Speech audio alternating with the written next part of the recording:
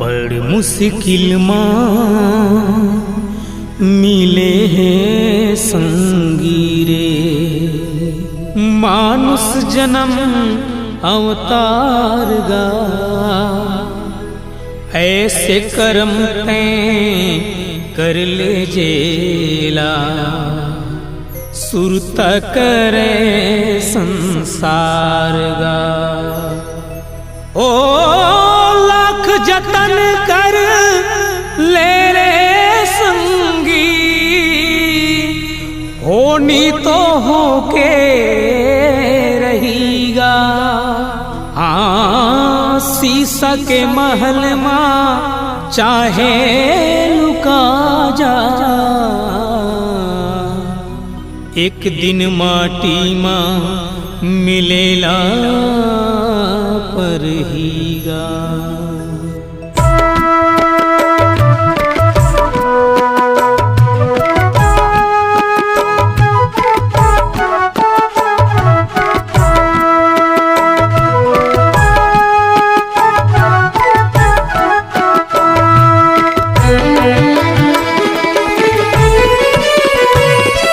माटी के ओढ़ना माटी के दसना, माटी के ओढ़ना माटी के दसना, माटी के घर कुरिया माँ जाना है एक दिन संगी रे।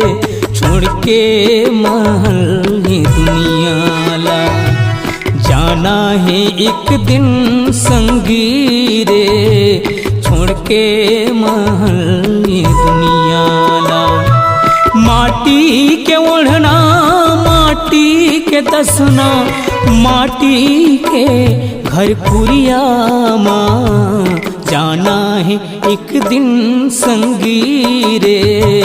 छोड़ के महल दुनिया ला जाना है एक दिन संगी रे। छोड़ के महल दुनिया ला।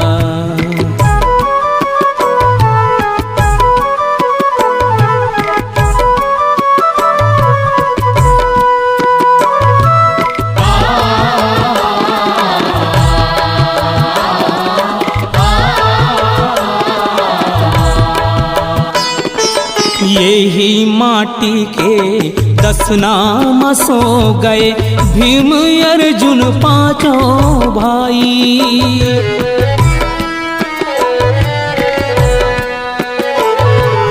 यही माटी के ओढ़े ओढ़ना सुर कबीरा मीरा बाई।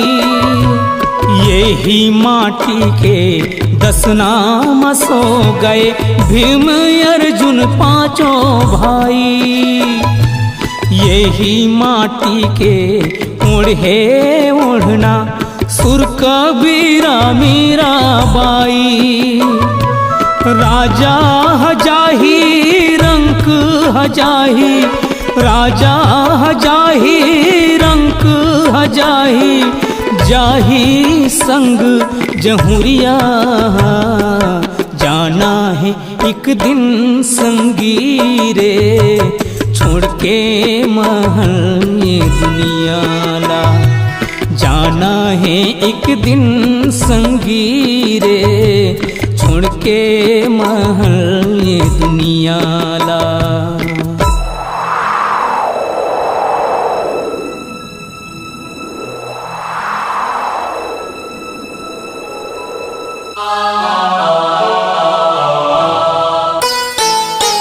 माटी के काया माटी में मिलही, करनी रही तोर चिन्हारी।